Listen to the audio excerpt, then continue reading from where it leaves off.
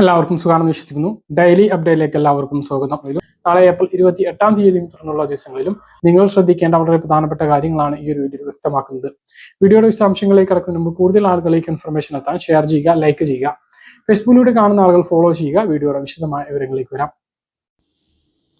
സംസ്ഥാനത്ത് റേഷൻ വിതരണം ഇനി വളരെ കുറഞ്ഞ ദിവസങ്ങളാണ് അവശേഷിക്കുന്നത്. അതുകൊണ്ട് തന്നെ ഇനിയും ഏപ്രിൽ മാസത്തെ റേഷൻ വാങ്ങാത്ത ആളുകൾ ഉണ്ട് എങ്കിൽ ഉടനെ അത് കൈപ്പറ്റണമെന്ന് ഓർമ്മിപ്പിക്കുകയാണ്. കഴിഞ്ഞ 2 മാസങ്ങളിൽ റേഷൻ വാങ്ങാത്ത മഞ്ഞ, പിങ്ക്, നീല റേഷൻ കാർഡ് ഗുണഭോക്താക്കൾ ഈ മാസം കൂടി റേഷൻ വാങ്ങിയിട്ടില്ല എങ്കിൽ അവരെ പൊതുവിഭാഗമായിട്ടുള്ള വെള്ള വിഭാഗത്തിലേക്ക് മാറ്റുന്ന സാഹചര്യം ഉണ്ടാകും. അത് എല്ലാ ആളുകളും ശ്രദ്ധിക്കുക. സിവിൽ സപ്ലൈസ് ഡിപ്പാർട്ട്മെൻറ്റിൻ്റെ PDS വെബ്സൈറ്റിൽ കയറിയാൽ ഇങ്ങനെ പുറത്താക്കിയിട്ടുള്ള ആളുകളുടെ ലിസ്റ്റ് നിങ്ങൾക്ക് കാണാൻ കഴിയുന്നതാണ്. അച്ഛനോ അമ്മയോ മരണപ്പെട്ടതും നിർധനരുമായ കുടുംബങ്ങളിലെ വിദ്യാർത്ഥികൾക്കായി കേരള സാമൂഹ്യ സുരക്ഷാ മിഷൻ നടപ്പിലാക്കുന്ന പ്രതിമാസ ധനസഹായ പദ്ധതിയായ സ്നേഹപൂർവം പദ്ധതിയിലേക്ക് 2024-25 അധ്യയന വർഷത്തെ അപേക്ഷകൾ പഠിക്കുന്ന സ്ഥാപന മേധാവി മുഖേന ഓൺലൈനായി അപ്ലോഡ് ചെയ്യുന്നതിനുള്ള വെബ്സൈറ്റ് 11/4/2025 മുതൽ 30/4/2025 വരെ കൂടി ഓപ്പൺ ആക്കിയിട്ടുണ്ട് എന്ന് ഉന്നത വിദ്യാഭ്യാസ മന്ത്രി ആർ ബിന്ദു അറിയിച്ചിട്ടുണ്ട്. ഇനി 3 ദിവസം മാത്രമാണ് അവശേഷിക്കുന്നത്. കൂടുതൽ വിവരങ്ങൾക്ക് www.kssm.ikm.in എന്ന വെബ്സൈറ്റ് സന്ദർശിക്കുക.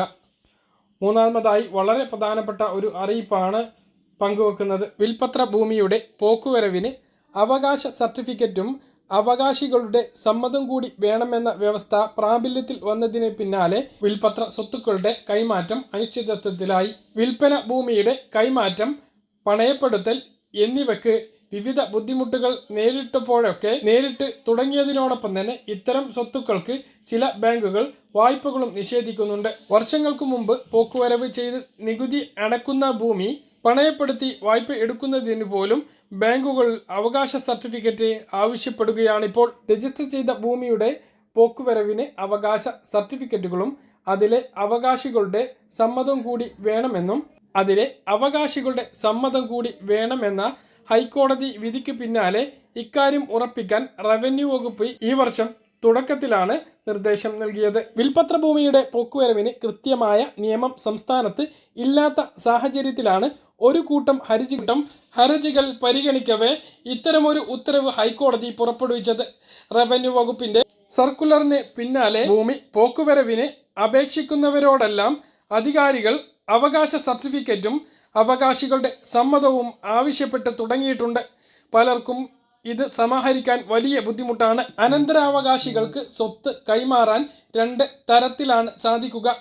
വിൽപത്രം അല്ലെങ്കിൽ ധനനിശ്ചയം, അതായത് ഇഷ്ടദാന കരാർ എന്നിങ്ങനെയാണത്. എത്ര ഉയർന്ന മൂല്യമുള്ള ഭൂമിയുടെ വിൽപത്രത്തിലൂടെ കൈമാറുന്നതിന് രജിസ്ട്രേഷൻ ഫീസ് 600 രൂപ മാത്രമാണ്. വിൽപത്രം അത് എഴുതുന്ന ആളുടെ മരണശേഷവും ധനനിഷ്ഠ ആധാരം ഉടനടിയുമാണ് പ്രാബല്യത്തിൽ വരിക. വിൽപത്രം ജീവിക്കുന്ന കാലത്ത് എത്ര തവണ വേണമെങ്കിലും പരിഷ്കരിക്കാം. മരണത്തിന് മുമ്പ് അവസാനം എഴുതിയ വിൽപത്രത്തിനാണ് നിയമ പ്രാബല്യം ഉള്ളത്. ഈ തരത്തിൽ ഏറെ സൗകര്യപ്രദമാണ് വിൽപത്രം. എന്നാൽ ധനനിശ്ചയം, ഇഷ്ടദാന ആധാരം 1.2% സ്റ്റാമ്പ് ഡ്യൂട്ടിയും രജിസ്ട്രേഷൻ ഫീസായി നൽകേണ്ടി വരും. ധനനിശ്ചയം നൽകുന്ന വസ്തു റദ്ദ് ചെയ്യുന്നതിനോ വേറെ ആധാരം ചെയ്യുന്നതിനോ പ്രയാസവുമാണ്. ഈ സാഹചര്യത്തിലാണ് ഉടമകൾ അവകാശ സ്വത്തുക്കൾ തങ്ങളെ സംരക്ഷിക്കുന്ന മക്കൾക്കോ പേരക്കുട്ടികൾക്കോ ബന്ധുക്കൾക്കോ ഇഷ്ടക്കാർക്കോ വിൽപത്രത്തിലൂടെ നൽകുന്നത്. പുതിയ നിർദ്ദേശങ്ങളോടെ ചെലവ് കുറഞ്ഞതും ലളിതവുമായ വിൽപത്ര കൈമാറ്റ രീതി സങ്കീർണമാണ്. നിയമത്തിന്റെ നൂലാമാലകൾ ഒഴിവാക്കാൻ പണമേറെ ചെലവുള്ള ധനനിശ്ചയം, ഇഷ്ടദാനം തിരഞ്ഞെടുക്കേണ്ട അവസ്ഥയിലേക്കാണ് എത്തുന്നത് എന്ന് നിയമവിദഗ്ധർ ചൂണ്ടിക്കാണിക്കുന്നു. അപ്പോൾ കോടതി ഉത്തരവിലൂടെ ഈ കാര്യത്തിൽ വളരെ പ്രധാനപ്പെട്ട ഒരു നിയമക്കുരുക്കുകളും മാറ്റവുമാണ് വന്നിട്ടുള്ളത് എന്ന് മനസ്സിലാക്കുക. നമ്മുടെ സംസ്ഥാനത്ത് പ്രവാസികൾ വളരെയധികം കൂടുതലാണ്. പ്രവാസികൾ എന്ന് പറഞ്ഞാൽ മറ്റ് സംസ്ഥാനങ്ങളിലോ മറ്റ് രാജ്യങ്ങളിലോ പോയിട്ട് ജോലി ചെയ്യുന്ന ആളുകൾ, അല്ലെങ്കിൽ ജോലി ചെയ്ത് മടങ്ങി എത്തിയിട്ടുള്ള ആളുകൾ നിരവധിയാണ്. ഇങ്ങനെയുള്ള ആളുകൾക്ക് ലഭിക്കുന്ന ഏറ്റവും വലിയ ഒരു സഹായ പദ്ധതിയാണ്, ഏറ്റവും വലിയ ഒരു ആശ്വാസമാണ് പ്രവാസി ക്ഷേമ പെൻഷൻ. 60 വയസ്സിന് ശേഷമാണ് പ്രവാസി ക്ഷേമ പെൻഷൻ ലഭിക്കുന്നത്. മറ്റ് ക്ഷേമ പെൻഷനുകളെ പോലെയൊന്നുമല്ല. ഇപ്പൊ നമുക്കറിയാം മറ്റ് ക്ഷേമ പെൻഷനുകൾ 6 മാസത്തെ കുടിശ്ശികയുള്ളപ്പോൾ 2024 ഫെബ്രുവരി മാസത്തേത് അടക്കം വിതരണം ചെയ്തതാണ് പ്രവാസി ക്ഷേമ പെൻഷൻ. അത് 1600 അല്ല, 3500 3000 രൂപയുമാണ്. ഈ ഒരു പെൻഷൻ നിങ്ങൾക്കും ലഭിക്കും. നിങ്ങളൊരു 2 വർഷമെങ്കിലും പ്രവാസിയായിട്ട് ജീവിച്ചിട്ടുണ്ട് എങ്കിൽ നിങ്ങൾക്ക് ഈ പദ്ധതിയിൽ ചേരാം. ഇനി 55 വയസ്സ് കഴിഞ്ഞിട്ടുണ്ട് എങ്കിൽ 5 വർഷത്തെ കുടിശ്ശിക അടച്ചുകൊണ്ട് നിങ്ങൾക്ക് ഈ പദ്ധതിയിലേക്ക് ചേരാവുന്നതാണ്.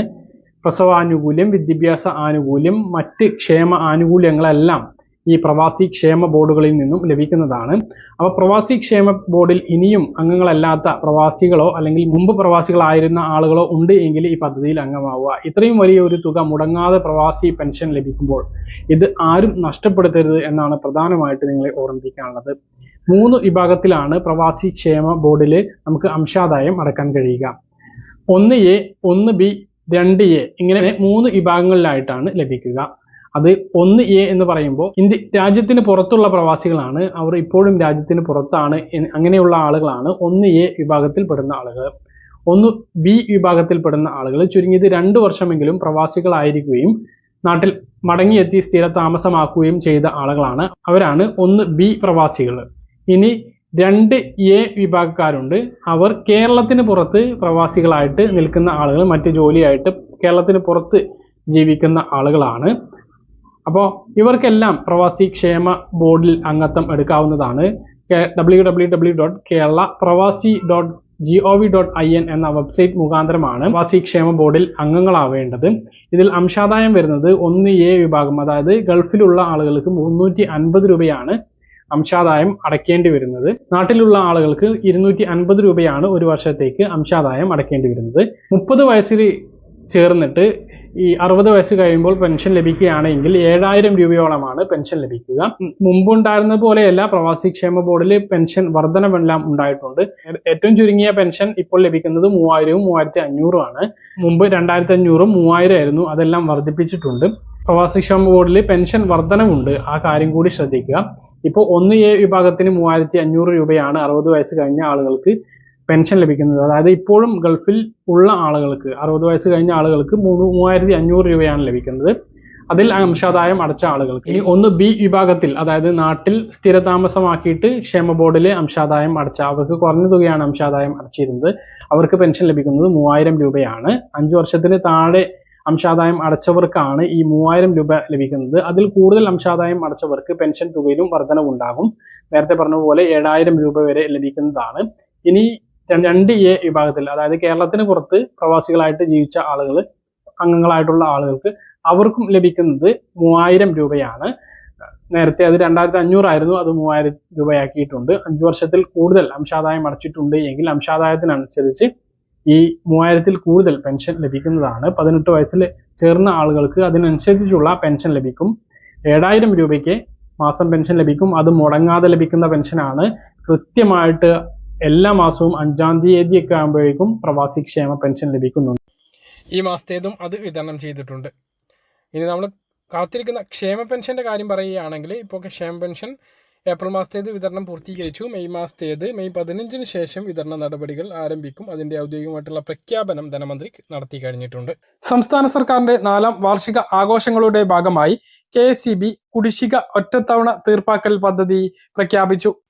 മന്ത്രിസഭ 5ാം വർഷത്തിലേക്ക് കടക്കുന്നതിന്റെ ഭാഗമായി മെയ് 20 മുതൽ 3 മാസക്കാലം ഏറ്റവും മികച്ച ഇളവുകളോടെ ഉപഭോക്താക്കൾക്ക് തങ്ങളുടെ ദീർഘകാല കുടിശ്ശിക തീർപ്പാക്കാൻ കഴിയും.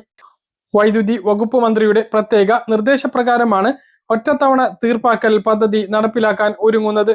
ഔദ്യോഗിക ഫേസ്ബുക്ക് പോസ്റ്റിലൂടെയാണ് KSEB ഇക്കാര്യം അറിയിച്ചത്. ഉപഭോക്താക്കൾക്ക് തങ്ങളുടെ കുടിശ്ശിക അനായാസം അടച്ചു തീർക്കാനുള്ള സുവർണാവസരമാണ് ഒറ്റത്തവണ തീർപ്പാക്കൽ പദ്ധതി.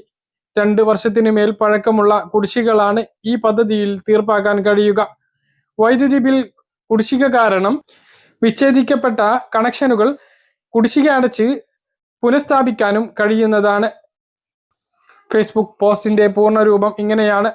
സംസ്ഥാനത്തിന്റെ 4ാം വാർഷികാഘോഷങ്ങളുടെ ഭാഗമായി KSEB കുടിശ്ശിക ഒറ്റത്തവണ തീർപ്പാക്കൽ പദ്ധതി പ്രഖ്യാപിച്ചു. മന്ത്രിസഭയുടെ 5ാം വർഷത്തിലേക്ക് കടക്കുന്ന 2025 മെയ് 20 മുതൽ 3 മാസക്കാലം ഏറ്റവും മികച്ച ഇളവുകളോടെ ഉപഭോക്താക്കൾക്ക് തങ്ങളുടെ ദീർഘകാല കുടിശ്ശിക തീർപ്പാക്കാൻ ഇതിലൂടെ കഴിയും. ബഹുമാനപ്പെട്ട വൈദ്യുതി വകുപ്പ് മന്ത്രി കെ കൃഷ്ണൻകുട്ടിയുടെ നിർദ്ദേശപ്രകാരമാണ് ഒറ്റത്തവണ തീർപ്പാക്കൽ പദ്ധതി KSEB പ്രഖ്യാപിച്ചിട്ടുള്ളത്. ഉപഭോക്താക്കൾക്ക് തങ്ങളുടെ കുടിശ്ശിക അനായാസം അടച്ചു തീർക്കാൻ സുവർണാവസരമാണ് ഒറ്റത്തവണ തീർപ്പാക്കൽ പദ്ധതിയിലൂടെ KSEB ഒരുക്കിയിരിക്കുന്നത്. മാത്രമല്ല മൊത്തം ബില്ലിന്റെ 5% ഇളവും ലഭിക്കുന്നതാണ്. 95% മാത്രം അടച്ചാൽ മതി. KSEB ഇത്രയേറെ ഇളവുകളോടെ കുടിശ്ശിക തീർപ്പാക്കുന്ന പദ്ധതി ആദ്യമായിട്ടാണ് ഒരുക്കുന്നത്. റവന്യൂ റിക്കവറി നടപടികൾ പുരോഗമിക്കുന്നതോ കോടതി വ്യവഹാരത്തിൽ ഉള്ളതോ ആയ കുടിശ്ശികകളും ഈ പദ്ധതിയിലൂടെ തീർപ്പാക്കാനാകും. കേബിൾ TV ഉടമകളുടെ വൈദ്യുതി പോസ്റ്റ് വാടക കുടിശ്ശികയും ഈ പദ്ധതിയിലൂടെ തീർപ്പാക്കാൻ അവസരമുണ്ട്. ലോ ടെൻഷൻ ഉപഭോക്താക്കൾക്ക് അതാത് സെക്ഷൻ ഓഫീസിലും, ഹൈ ടെൻഷൻ ഉപഭോക്താക്കൾ സ്പെഷ്യൽ ഓഫീസർ റവന്യൂ കാര്യാലയത്തിലും ഈ സേവനം ലഭ്യമാക്കും. www.ots.kseb.in എന്ന വെബ്സൈറ്റിൽ പ്രത്യേക വെബ് പോർട്ടൽ വഴിയും കുടിശ്ശിക വിശദാംശങ്ങൾ പണമടക്കുന്നതിനും അവസരമൊരുക്കും. പൂർണ്ണമായ കുടിശ്ശിക നിവാരണം ലക്ഷ്യമിട്ടാണ് ഇത്രയേറെ ഉദാരമായ വ്യവസ്ഥകളിലൂടെ ഒറ്റത്തവണ തീർപ്പാക്കൽ പദ്ധതി അവതരിപ്പിക്കുന്നത്. ഇനി ഇത്തരം ഒരു അവസരം ലഭ്യമായിക്കോണം എന്നില്ല എന്നും KSEB അറിയിപ്പിൽ ഓർമ്മപ്പെടുത്തും. പറഞ്ഞ കാര്യങ്ങൾ കൃത്യമായിട്ട് മനസ്സിലാണെന്ന് കരുതുന്നു. ഇതുപോലെ ഇൻഫർമേഷൻ ലഭിക്കാൻ ചാനൽ സബ്സ്ക്രൈബ് ചെയ്യുക, ബെല്ലൈക്കൺ എനേബിൾ ചെയ്തു വെക്കുക. മറ്റൊരു വീഡിയോ നമുക്ക് കാണാം. ബൈ.